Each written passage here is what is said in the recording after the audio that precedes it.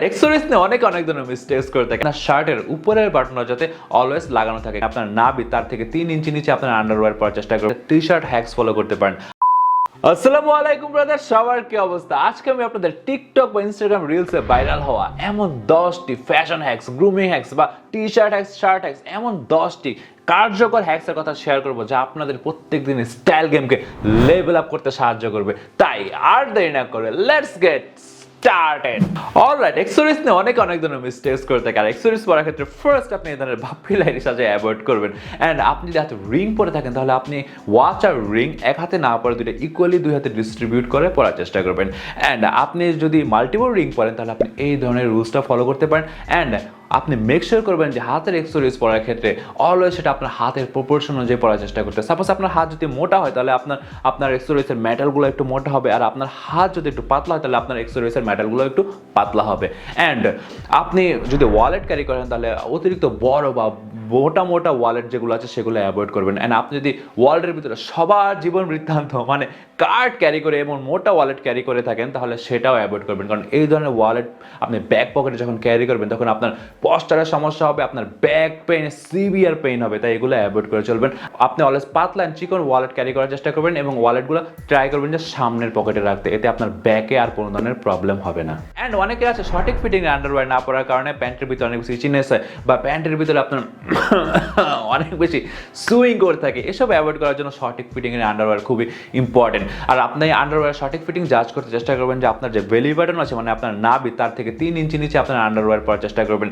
এতে আপনার আন্ডারওয়্যার অনেক বেশি কমফোর্টেবলও ফিল হবে অ্যান্ড সেটার সঠিক ফিটিংয়ে সেটা আপনি খুব সহজে জাজ করতে পারবেন। অ্যান্ড আন্ডারওয়্যার বা ইনার গার্মেন্টস আপনি চেষ্টা করবেন যে গরম পানিতে না ধুয়ে সেটা আপনি ঠান্ডা পানিতে দেওয়ার চেষ্টা করবেন, কারণ গরম পানিতে সেটার এলাস্টিক খুব ফাস্ট নষ্ট হয়ে যায়। অ্যান্ড আপনি এই জিনিসগুলা অন্যান্য কাপড়ের সাথে না ধুয়ে আলাদা দেওয়ার চেষ্টা করবেন, কারণ আন্ডারওয়্যারের ভিতরে অনেক ধরনের ব্যাকটেরিয়া থাকতে পারে যা অন্যান্য কাপড়ে ছড়িয়ে যেতে পারে। এছাড়া শার্ট হ্যাঙ্গারে করে আলমারিতে ঝুলে রাখার সময় মেক শিওর করবেন যে আপনার শার্টের উপরের বাটনটা যাতে অলওয়েজ লাগানো থাকে, কারণ আপনি যদি শার্টের উপরের বাটন খোলা রেখে আলমারিতে রেখে দেন তাহলে আপনার শার্টের কলার স্ট্রাকচারটা সবসময় বাইরের দিকে চলে যাবে, যা দেখতে খুবই বাজে লাগে। আপনার শার্টের কলার স্ট্রাকচারটা নষ্ট হয়ে যাবে।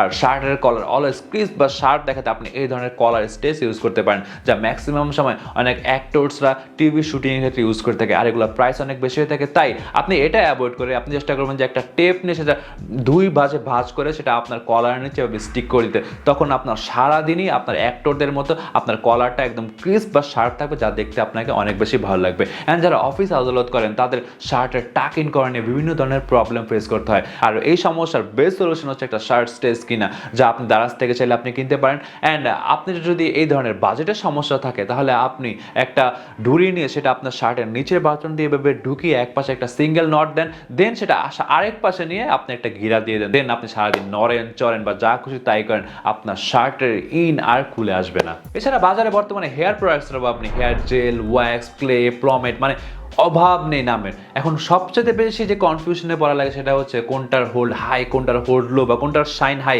এগুলো নিয়ে আসলে অনেক বেশি কনফিউশন থাকে। আর সেই কনফিউশন দূর করার জন্য আপনি এই চারটা ছোট একটা স্ক্রিনশট নিয়ে রাখতে পারেন, কারণ এটার ভিতরে একদম ডিটেল দেওয়া আছে যে কোনটা হাই হোল্ড, কোনটার কোন ধরনের রেটিং হোল্ডের ক্ষেত্রে বা কোনটার শাইনের ক্ষেত্রে কোনটার রেটিং কত। এটা দিয়ে আপনি খুব সহজেই আপনি জাজ করতে পারবেন যে আপনার কোন ধরনের হেয়ার প্রোডাক্টের দরকার বা কোনটার শাইন কেমন বা কোনটার হোল্ড কেমন। আর আপনি চাইলে এটা আমি আমার ফেসবুক পেজে আপলোড দিয়ে দেবো, সেখান থেকে আপনি সেটা ডাউনলোড করে নিতে পারেন। তাছাড়া ট্রাভেলিং করার সময় কাপড় রাখার স্পেস নিয়ে বিভিন্ন ধরনের সমস্যার সম্মুখীন হতে হয়। এর জন্য আপনি একটা টি-শার্ট হ্যাকস ফলো করতে পারেন। আপনি একটা টি-শার্ট একটা ফ্ল্যাট স্পেসে রেখে সেটার উপরে আপনার প্রয়োজনীয় জিনিস বা আন্ডারওয়্যার রেখে সেটা এভাবে ফোল্ড করে দিন। দেন সেটার উপরে দুটো মোজা হরাইজন্টালি রেখে এভাবে ফোল্ড করে দিন। দেন মোজার যে বাইরের অংশগুলো বের হয়ে আছে সেটার ভিতরে আপনার টি-শার্টটা খুব সুন্দরভাবে প্যাক করে দিন।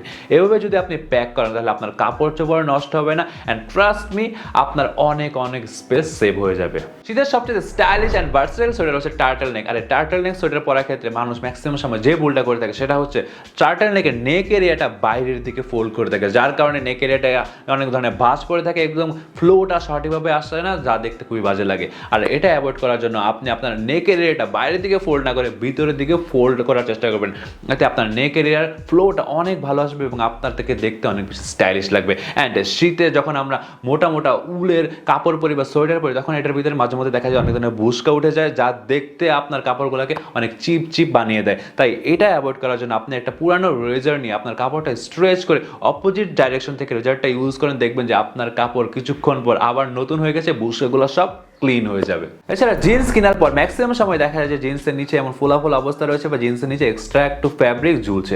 এটার জন্য আপনার হাইটটা একটু শর্ট মনে হতে পারে, যা দেখতেও খুব বাজে লাগে। আর এটা অ্যাভয়েড করার জন্য আপনি আপনার জিন্স সাইড থেকে ধরে একটু বাজ করে দেন, সেটা দুইটা ফোল্ড করেন। এতে আপনার জিন্সটা খুব ইজিলি ফোল্ড হয়ে যাবে এবং আপনার জিন্সটা অনেক বেশি টেপার মনে হবে, অনেক বেশি ন্যারো মনে হবে।